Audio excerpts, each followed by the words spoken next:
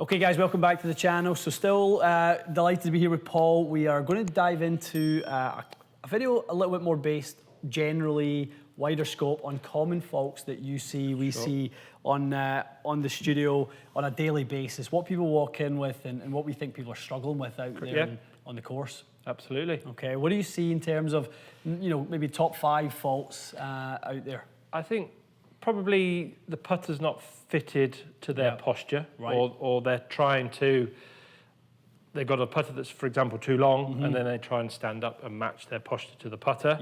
Not the other way around. We've got to find the right posture for the person, and then the putter matches that. So that's probably number one. That then leads to inconsistent face rotation. So that can be off the charts, high or low. Totally.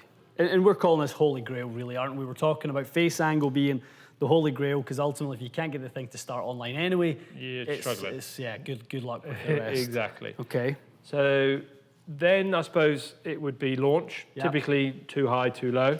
Yeah, so, and that's an interesting one. So if somebody's too high on launch or too low on launch, what are they likely to experience? Inconsistent distance control, I think, primarily was how I would respond to that.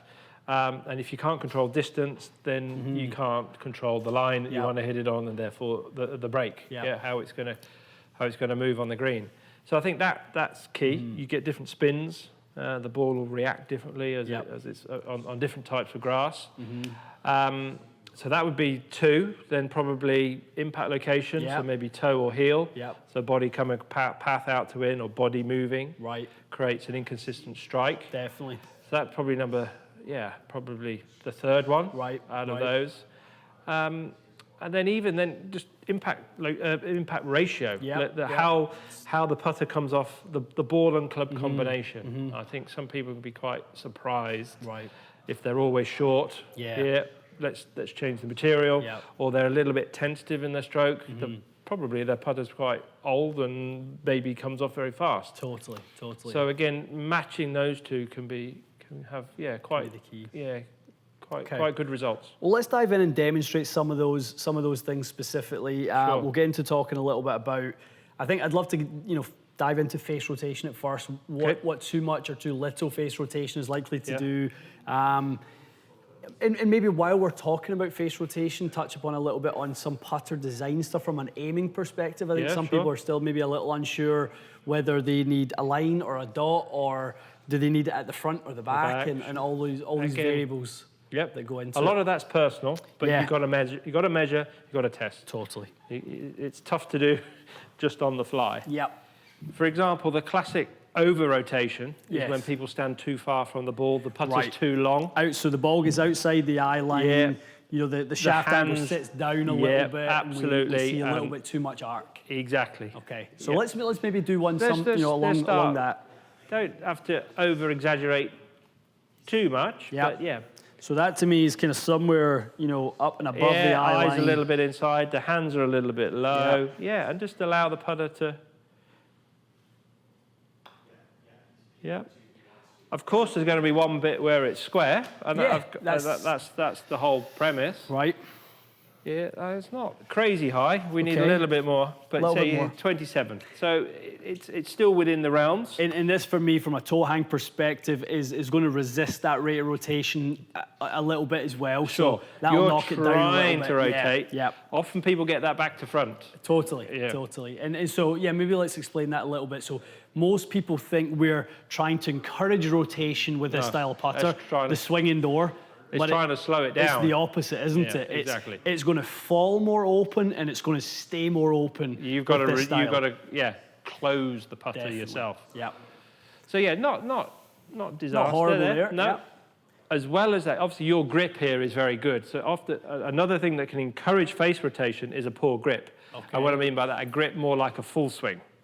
So just grip it with your hands a little bit higher. There you go. Sort of on there. On the top. Exactly. That's how a lot of people grip the club, because they know no different. They grip it like the full shot. Okay, so get a little bit of that outside, get the handle down outside there. And then you allow the hands will actually be more independent as a result. Okay. Does that make sense? How the hands will now be independent to path. Let's see if we get. So they are going up. So we're swinging it. So I'm doing a decent job guessing where the face needs to be. Well, yeah, exactly. So the face is superb. 33. Go on, just see if we get one a little bit higher at 40. Yeah, give it some rotation. So you're not disaster. Yeah. But that's from an explanation perspective. Let me go back to number 2, because that was generally pretty. Yeah. So the highest one, the path is lovely. So if I drop up this image down here along the bottom, the reason we're after this is the face angle there is as square can be. So it's going to go in, no problem. Yeah, you face the path down in this bottom left-hand corner, down here, 0.03. So that, again, fantastic. Yeah, they match. Nice, yeah, match up, lovely. So when that face rotation increases, he's going up and up and up. So you can see now how the face is virtually a degree open to the path. Yep. So the path, again, is very square, very neutral. A lot of people work on that. Right. But the face is open to the path, and you've got to now become a timing just to square that. So you do a great job of it on that example. Yeah, and as it goes past impact, you can see, in particular, you hold it off, that's your stroke, but if I go here, so just past impact, 0.82, it's a degree close to the path. Yeah. So there's a bit of guessing in there, a bit of timing to find it. Yeah, and you're still okay at 33, but if that was to say to be 60, which you can often find with players, it means that the forearms are independent to the body. Yeah. Now we can explain that maybe a hint more with the club head data. The rate of rotation is the gradient here of the first line. So 33, you're still okay. When they're 60, they're coming much steeper. Wow, look how it distorts as the strike. That's your off-center strike.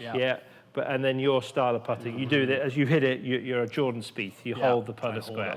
Exactly. Totally. Great to see that as well. Not just a simulation of what the face rotation is or where the face angle is. We're not simulating that relative to what it measured the stroke doing. It's actually going. At the moment of impact, we've deflected the face to a point where you're completely off track here. This is the nice intended continuous line as we went through, and we had it good until we struck it, and then it was way offline. We refer that as the line of symmetry. So if you were to hit a polystyrene golf ball, for example, it wouldn't matter where you hit it on the face. You would expect the face dependent on the mass. Would match. Would match. Right. Okay. Let's look at some of these other variables. So that's an over rotation. You do see the odd one that goes open.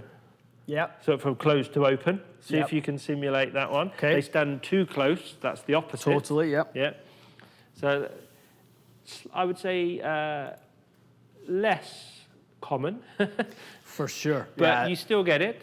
Okay. So the putter, the heel might come a little bit in the air. So a little bit Stricker-esque with that. Yeah, so they take it back a bit hooded, and then they have to open the blade through impact.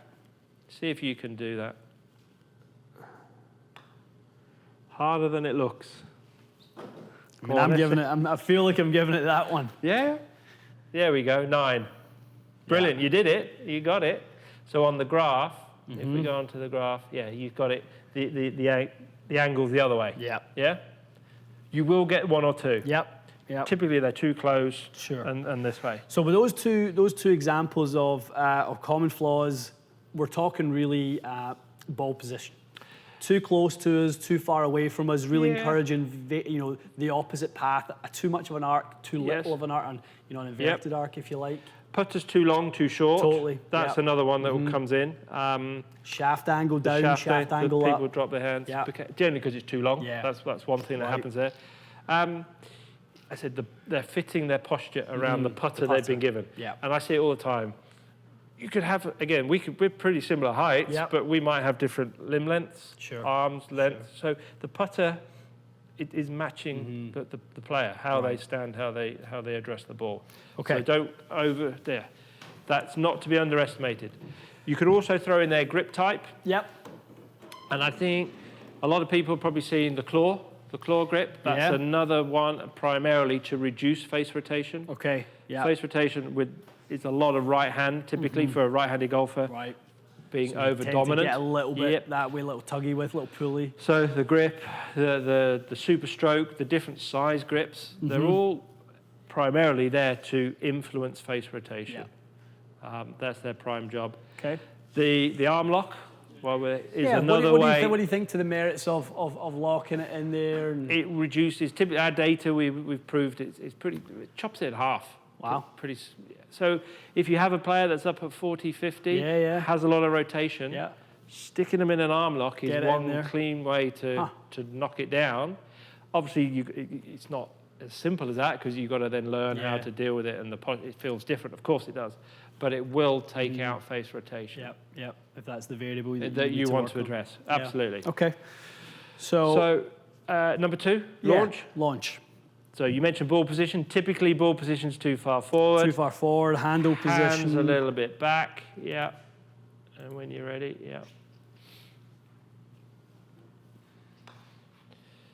So that, low point is a long way behind the ball, sort of 3-4 inches typically. So 3.5. Yeah. So 3.5. So your attack angle is not crazy, 1.5. Face still excellent while we hold it. Back down to your sort of your face there. Our big variable would probably be more, the big contributing factor. We'd actually be quite happy with that, but we just wouldn't be happy with that and shaft that together. Correct. So your shaft there is 4.5 degrees back. Remember from the calibration position. Yes. We remember from calibration. But your launch is there 3.5 and 36 backspin. We don't want to do that. And then, Paul, talk to me a little bit about on those situations. So you get on some greens that are quick and slopey, and you've got the ball, doing if we can just pop into. We're going to the vertical bounce one. If we can have a little look at that. So we've got contact point, Sure. and we've got 50-foot putt on a slopey green, and it's fast. Yeah. Trying to hit one that's. How on earth can it hold its line if it's bouncing, creating energy away from the intended line? It's inconsistent. It's not just the bounce as well. If we come across to the actual the ball speed graph, if that's me over smoothing it again, just trying to keep things simplistic. But we go now into the raw data. There's your launch phase. It drops. Yeah. While those red dots are level. Yeah. It's airborne. Right. It's not losing speed, so there's only air resistance acting on it. Right.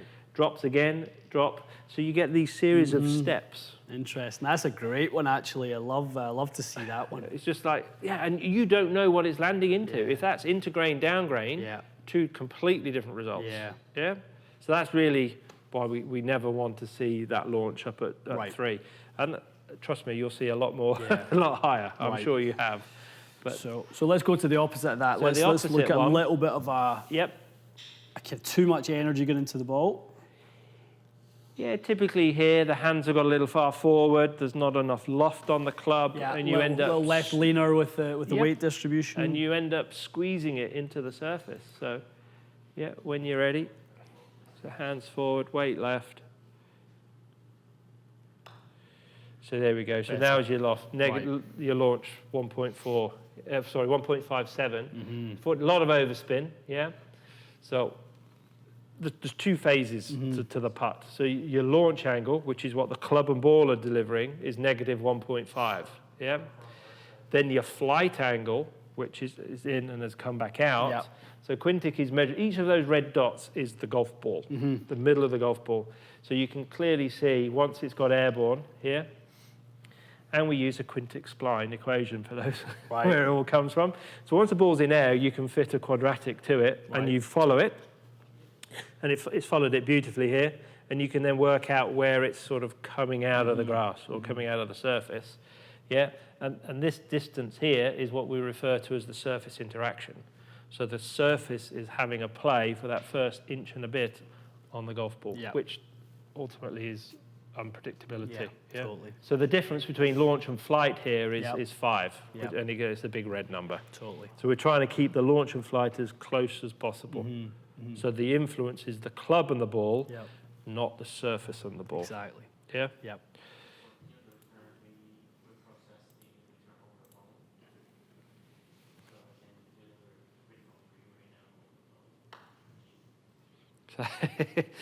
Don't have to close the face. I mean, and I was kind of trying to do a little combination because you know, if we can, and just to show that compound miss, because that closed face and a toe strike, we can kind of deflect that back online a little bit. You can, yeah. But when you match the two of them up, you get something, like that.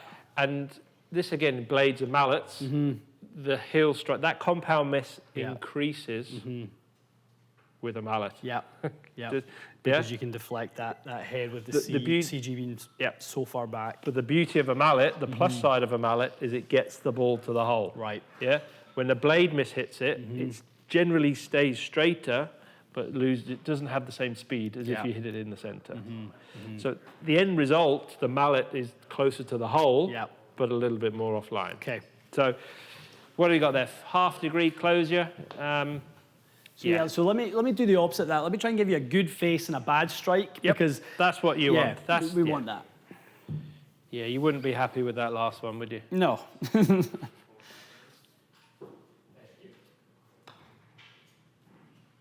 Yeah, nicely done. So there you go. So your face is beautiful. Yeah, we're obviously we're in the blade. Yep. So that 1 degree closure. Yeah. Crazy, yeah? So, I mean, that's as much as I've seen a putter be deflected by a strike. Yeah. And then look at it. Now you've got the oscillation of how that's bringing it back. That's the torque of the shaft, the design of the shaft. And you get into, there's multiple companies now working on shafts. On shafts, yeah. And it's important. It is important, isn't it? I mean, if we were to use something like a stability shaft in this case, we would see that number down a little bit, wouldn't we? Absolutely. Yeah. Absolutely. That's what they're going for. Yeah, absolutely. Yeah. Okay. So again, let's have a go. Typically now, the path. So the classic cutting across it. Your old Billy Mayfair. Okay. Yeah. But again, as long as the face is square, you can still get away with a lot. He's thinking how to do it. I could see the brain go, how do I do that? How do I make that stroke? Oh, you're going way out twin. So crazy Never. A lot of, well, you created the cut spin. Let's have a quick look at that. Wow, look at 89 cut. Yeah. So we see the ball up in that top right-hand corner. Yeah. So when you see cut spin, you just look at that top right-hand corner image. You can see how the ball is rotating back. That's incredible. And that's with a low launch angle. If we had a 3-degree launch angle up there, it's up there with no resistance, no help. Not exactly. But that's the spin axis of the golf ball at that point in time. Yeah. Of course, it's constantly changing. Yeah. So much harder to calculate full swing. A lot easier. Once it's in the air, you can track it and average it out so much more simply. That's a lot. So that's a ton of the cut spin. Let's put some hook spin on one. You want to go the other way? Let's go. You know, a little bit the old school. Go on. There's a few of those back in the day. Come on, see if you can do it. Brilliant. Oh, too much. So the club face. So again, you're bringing in face rotation into this as well. How you've tried to create that. Yeah, so 11 degrees. you did what you asked. Yeah. So, but again, sometimes from using the system, a client comes in and you see that number. Now you've got an idea of what the heck they're actually doing to create that data. Because sometimes I think people, especially owners of the system, don't get enough into that. Totally. Because think, how has he created 125 hook spin? And it's like, whoa. How do I do it? At least now, as I said, you've got an understanding of how it's done. Exactly. Okay, guys. Hopefully throughout that you found a little bit of that you can relate to. Hopefully you saw a little of yourself in one of those examples. Sure. That's ultimately what we're going for here. I mean, you know, Paul is experiencing this, you know, with all sorts of players. I mean, you're literally working with tour players to mid and high handicappers at times. Sure. Really helping anyone who's looking to improve their game. Absolutely. It's not limited. At the end of the day, the software doesn't care whether you're a major champion or a junior or even a putting robot. Great point. It doesn't care, does it? It's measuring what has happened, and then I like it's that you're interpreting the numbers about how to improve the player. Is there sort of an idea at some point to that about having maybe a handicap assignment to someone or a skill assignment percentage of out of 100? Yeah, it has been suggested, but be quite difficult. It would be a few little parameters there to work through. We've created the putter fitting flowchart, and I think it's lovely to see now a number of the companies adopting that with their fitting. Going through the protocol of step by step. Very unlikely, even with some tour players that they come in, you don't get all 5 parameters nailed. In a nice spot. So they would be face rotation, face angle, ball speed, launch, and spin. Right. So if you can tick off those 5, you're doing a heck of a job, posturally and the club matching. Right. So it's just working through them when they're done in that priority order to help performance, because that's the order we believe they should be addressed. Definitely. Guys, we're trying to kind of emphasize to you the value of going through this process.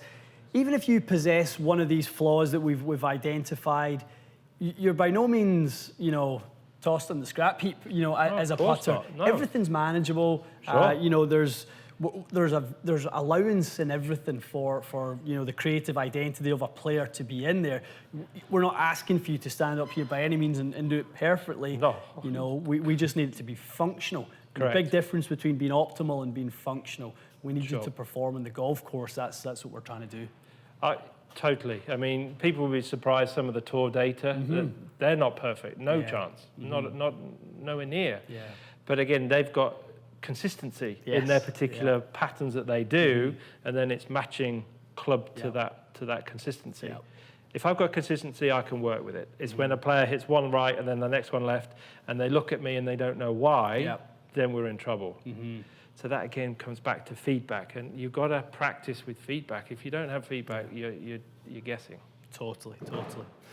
Guys, hopefully along this line, as well as taking something of this from yourself, you're learning a little bit more about what it goes into creating, good putts, good putting strokes, how certain putting strokes match up with certain types of putters, and you can start to kind of maybe self-diagnose, but you could also identify from this places that you can go for some professional help, whether it's coming to a centre like ourselves or Paul in the UK. There's lots of Quintic units out there in the field right now. There's more and more. More and more all the time. Still not enough. Fitters out there, get yourself into the system. You certainly won't look back. You'll be doing an absolute service to your community. We were just talking about it yesterday. 2012 was the first year that we put Quintic in our bays, and have been using it for 10 years. So it is the only system that I would trust, and there's many people who know why that is. But guys, if you really want to learn everything about your game and your putting performance, you've got to get on and go through a session like this with a qualified Quintic Ball Roll certified. You're only going to learn something. Definitely. You will definitely learn something about what he or she does, what they do. And I actually often find it's the one part that people walk away taking actually the most value out of their fitting session, because they knew quite a lot of what they expected out there. Your ball's in the air, you can diagnose when the ball's in the air. Correct. Here, the ball can be in the air, but we don't know that it's in the air, and we don't really know what it's doing. Yeah, it's a lot harder. Yeah, there's so many other things that are going on the ground. Yeah, absolutely. But great stuff, Paul. Thank you. Really appreciate you joining us. We can't do enough of this stuff. I wish we had days and weeks to film more. But while you're in town, we'll try and take advantage of all it while we've got you here. Lovely to be here. So, awesome. Yeah. Thanks, pal. Thanks. Okay, guys, stay tuned for more. We'll see you again soon.